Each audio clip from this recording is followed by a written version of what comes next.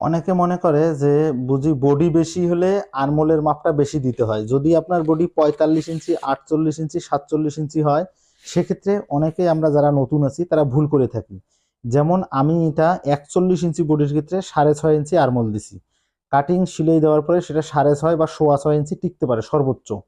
তাই আপনারা যখন আরমোলের আরমোল দেবেন তখন সেক্ষেত্রে 7 ইঞ্চির উপরে কখনো কোনো আরমোল দেবেন না।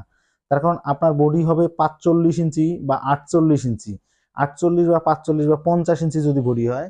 এইদিকে আমি এখানে দেখাচ্ছি, যখন এখানে যদি আমাদের 48 বা 50 ইঞ্চি বডি হয়, এই যে ধরেন 50 ইঞ্চি বডি,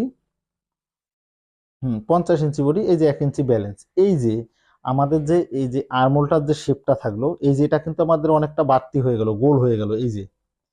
তাই সেক্ষেত্রে আপনারা কখনো আরমোল বেশি দিবেন না। আরমোল বেশি দিলেই যে আরমোলটা বড় হয়ে যাবে তা না।